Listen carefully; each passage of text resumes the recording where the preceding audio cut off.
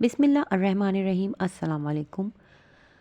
Novel until حیات، تحریر شہزادی بٹ، ایپیسوڈ نمبر 4۔ بالاج نے جل کر کہا، کل رات سے اس کے دل و دماغ پر روپ سوار تھی۔ آج صبح بھی اس سے ٹاکرا ہوا اور اب خانم بیوی بھی شروع ہو چکی تھی۔ نہیں، پھول توڑ کر اس کے ہاتھ میں دے دیتے۔ خانم بیوی نے شرارت سے مسکرا کر کہا۔ کیا مطلب؟ بالاش خانزادہ نے ناسمجھی سے خانم بیوی کی طرف دیکھا۔ مطلب میں اور شارق چاہتے ہیں پھر سے روپ کو تمہارے لیے مانگ۔ بس کر دیں خانم بیوی، کیا ہو گیا آپ کو؟ بالاج نے ان کی بات کاٹتے حیرت سے کہا۔ کچھ نہیں ہوا ہے مجھے، جو ہوا سو ہوا، بس اب زندگی میں آگے بڑھو۔ خانم بیوی نے دو ٹوک انداز میں کہا، ایسا کبھی نہیں ہو سکتا، میں بہت مشکل سے اس حادثے سے نکلا ہوں، میرا عورت ذات سے بھروسہ اٹھ چکا ہے۔ بالاج کے لہجے میں درد تھا جو خانم بیوی نے محسوس بھی کیا، پر خانم بیوی چاہتی تھی وہ زندگی کی طرف لوٹ آئے۔ ساری زندگی اسے اکیلے تھوڑی نہ گزارنی تھی، زندگی گزارنے کے لیے ایک ہمسفر چاہیے ہوتا ہے جو سکھ دکھ میں ہمارا سانجھی ہو۔ بالاش پتر، روپ بہت معصوم ہے، تو نے دیکھی نہیں اس کی ہری آنکھیں کتنی شفاف اور پاک ہیں۔ اب بالاج انہیں کیا کہتا، وہ کل رات سے ان ہری آنکھوں کی وجہ سے ہی تو سو نہیں سکا۔ تبھی اپنے جذبات دور بھاگنے کے لیے اس نے روپ کو ڈانٹ دیا۔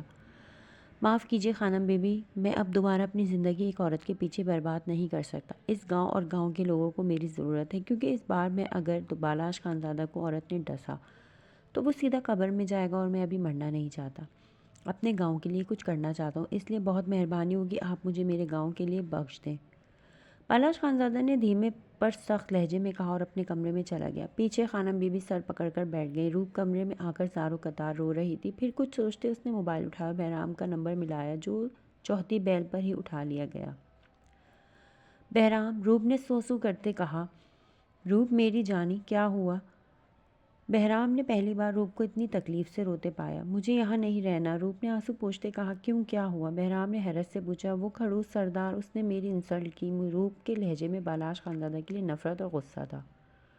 کون؟ وہ تمہارا کزن سردار؟ بہرام نے تصدیق چاہی۔ ہاں، مجھے بس یہاں نہیں رہنا، روپ نے اٹل لہجے میں کہا۔ تو آ جاؤ نا یار، میں خود ایک ہی رات میں تم سے اداس ہو گیا ہوں۔ بہرام نے لہجے میں محبت سموئے کہا، ٹھیک ہے، میں آج ہی بابا سے بات کرتی ہوں۔ روپ نے کچھ سوچتے کہا اور بہرام سے ادھر ادھر کی باتیں کرنے لگی۔ بہرام سے باتیں کرتے السلام کرتے وہ علیکم کافی چچا حد سائیں۔ تک سب ٹھیک ناشتے ہو کے گئی ٹیبل پر تھی۔ بیٹھے تھے جب بالاش خانزادہ نے براق خانزادہ کی طرف بڑھتے سلام کیا۔ وعلیکم السلام، کیسے ہو سردار سائیں؟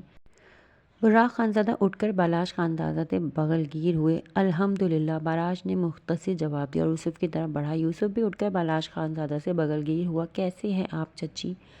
بالاش خانزادہ نے علینا سے پوچھا تو وہ مسکرا کر سر ہاں میں ہلا دیا۔ روپ نے ذرا سی نظر اٹھا کر بالاش خانزادہ کی طرف دیکھا، تبھی اتفاقاً بالاش کی نظریں بھی روپ پر اٹھیں۔ دونوں کی نظریں ٹکرائیں تو روپ نے فوراً غصے سے نظریں پھیر لی۔ بالاش بھی نظروں کا زاویہ بدل کر کرسی گھسیٹ کر بیٹھ گیا اور ناشتہ کرنے لگا۔ بابا، مجھے آپ سے کچھ بات کرنی ہے، روپ ناشتہ کرتے کرتے براق خانزادہ سے مخاطب ہوئی۔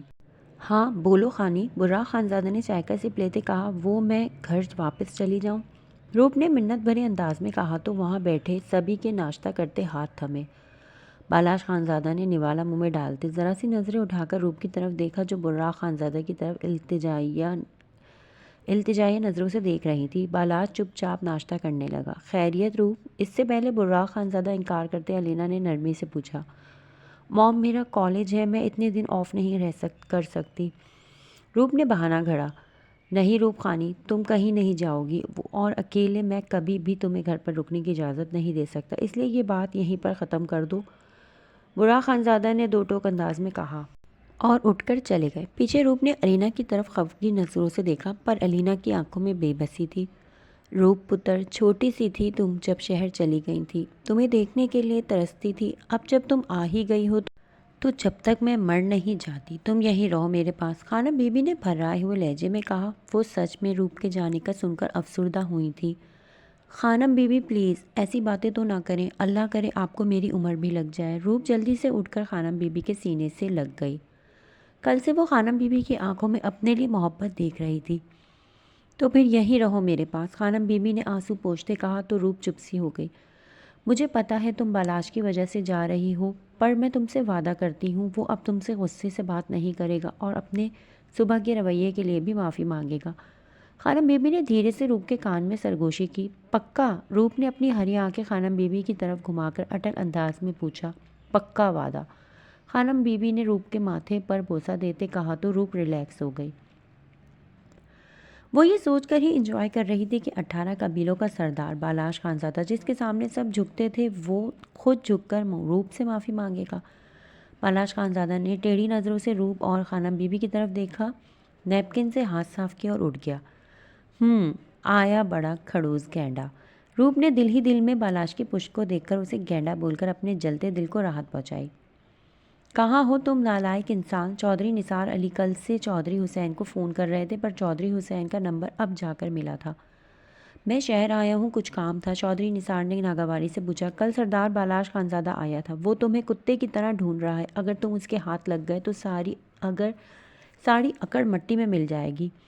چودھری حسین نے بھڑک کر کہا، بس کر دیں بابا، وہ کیا بندے کھاتا ہے جو آپ مجھے ڈرا رہے ہیں؟ چودھری حسین نے غصے سے مٹھیاں بھیجتے کہا، بندوں کا تو نہیں پتا پر تمہارا خون ضرور پینے کا ارادہ رکھتا ہے۔ چودھری نثار علی نے اسے ڈرانا چاہا۔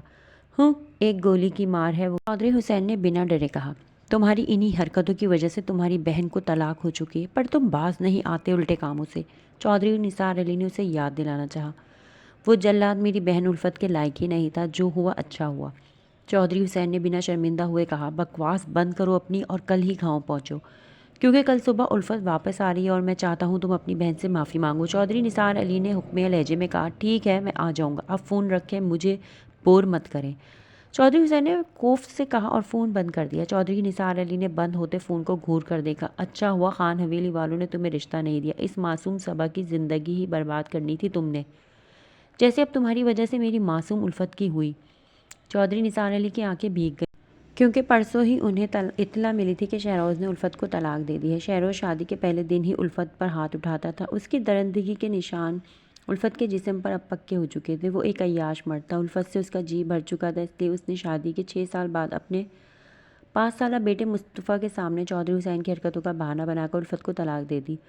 الفت شہروز کے ساتھ کراچی میں رہائش پذیر تھی۔ جب شہروز نے اسے طلاق دی تو وہ مصطفیٰ کا ہاتھ تھام کر اپنی ایک دوست کے پاس چلی گئی، جس نے اس کے اس کڑے وقت میں سہارا دیا، اور اب کل صبح ہی الفت مصطفیٰ کے ساتھ گاؤں پہنچ رہی تھی۔ چودھری حسین الفت سے بے حد محبت کرتا تھا۔ اسے جب شہروز کی درندگی کا پتہ چلا تو اس نے الفت سے کہا کہ وہ طلاق لے لے، پر الفت مصطفیٰ کی وجہ سے خاموش رہ جاتی۔ ہمارے معاشرے میں آج بھی یہی ہوتا ہے، اگر مرد عورت پر ظلم کرتا ہے تو عورت پہلے اپنے ماں باپ کی وجہ سے سہ جاتی ہے اور پھر آہستہ آہستہ اپنی اولاد کی وجہ سے سہنا سیکھ جاتی ہے۔ روپ کمرے میں اپنے لیے ڈریس نکال رہی تھی، کیونکہ خانم بی بی نے کہا تھا محبوب خانزادہ اور صبا اسے اور یوسف کو گاؤں دکھا کر لائیں، اس لیے روپ اب تیار ہو رہی تھی جب اس کے کمرے کا دروازہ نوک ہوا۔ آ جائیں۔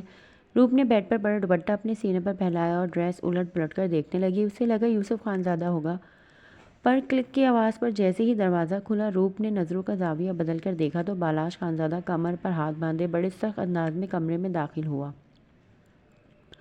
روپ کے تو طوطے اڑ گئے۔ بالاش خانزادہ اس کے کمرے میں بھلا کیا کرنے آیا تھا؟ اسے روپ سے کیا کام پڑ گیا؟ کہیں پھر سے انسلٹ کرنے تو نہیں آیا؟ مجھے خانم بی بی نے بھیجا ہے۔ روپ کی سوچوں کا تسلسل بالاش خانزادہ کی سرد آواز سے ٹوٹا۔ اس نے چونک کر بالاش کی طرف دیکھا۔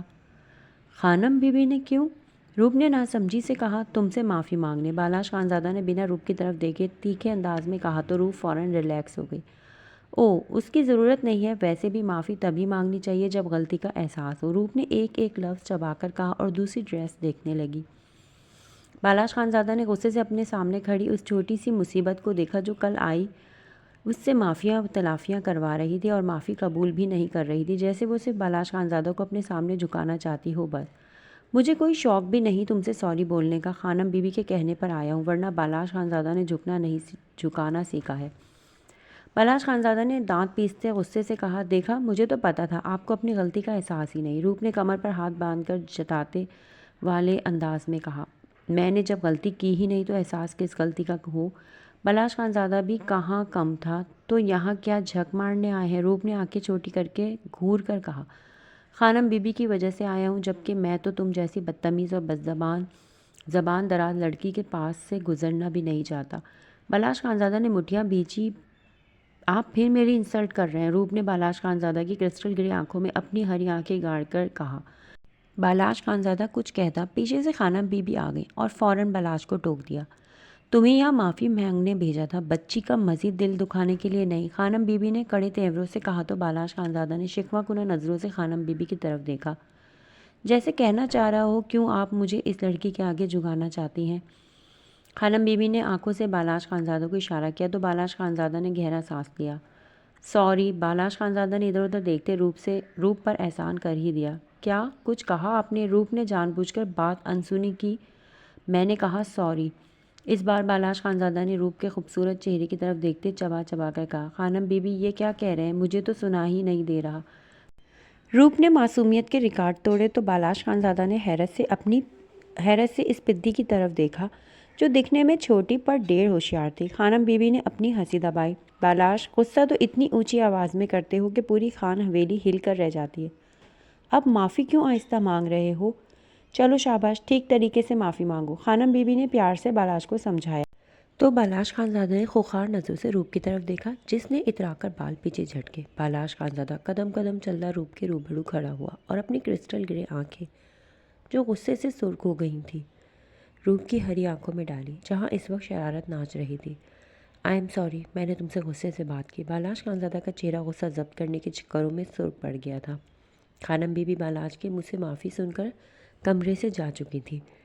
اس بار معاف کر رہی ہوں، دوبارہ مجھے ڈانٹا یا غصہ کیا تو معافی نہیں، سزا ملے گی، روپ نے احسان جلتانے والے انداز میں کہا تو بالاش خانزادہ کا ضبط جواب دے گیا، تم ہوتی کون ہو مجھے سزا دینے والی؟ بالاش خانزادہ نے روپ کا دودھیا بازو اپنی مضبوط آئینی گرفت میں لیا تو روپ درد سے بلبلا اٹھی۔ آہ لالا، چھوڑے مجھے، درد ہو رہا ہے، روپ نے درد سے تڑپتے ہوئے کہا۔ روپ، دور رہو مجھ سے ورنہ بہت پچھتاؤ گی۔ بالاش خانزادہ نے روپ کا بازو جھٹکے سے چھوڑا اور تیز قدم لیتا کمرے سے نکل گیا۔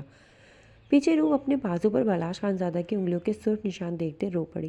جاہل، کھڑوس، گھینڈا، سمجھتا کیا ہے خود کو؟ میں عزت کرتی ہوں تو سر پر چڑھ رہا ہے۔ روپ نے روتے ہوئے اپنا دودھیا بازو سہلایا۔ رو مت الفت، یہ سب نصیبوں کی بات ہوتی ہے، اللہ نے میری بیٹی کے نصیب میں اس سے بھی اچھا لکھا ہوگا۔ وہ شہروز تمہارے لائق ہی نہیں تھا، اور ویسے بھی آج نہیں تو کل اس نے تمہیں چھوڑ دینا تھا۔ الفت آج صبح ہی مصطفیٰ کے ساتھ اپنے بابا چودھری نثار علی کی حویلی پہنچ گئی تھی۔ وہ جب سے آئی تھی روئی جا رہی تھی۔ چودھری نثار علی اسے سینے سے لگائے حوصلہ دے رہے تھے۔ پاس ہی 5 سالہ بیٹا مصطفیٰ سویا ہوا تھا۔ بابا، میں جانتی تھی وہ مجھے ایک دن چھوڑ دے گا، اس لیے میں نے خود کو پہلے ہی اس وقت کے لیے تیار کر رکھا تھا۔ بس دکھ اس بات کا ہے شہروز نے ایک بار بھی مصطفیٰ کا نہیں سوچا۔ آپ جانتے ہیں گھر سے نکلتے وقت اس نے ایک بار بھی مصطفیٰ کا ہاتھ نہیں تھاما۔ الفت نے روتے ہوئے مصطفیٰ کی طرف اشارہ کیا۔ یہ تو شہروز کا اپنا خون ہے نا؟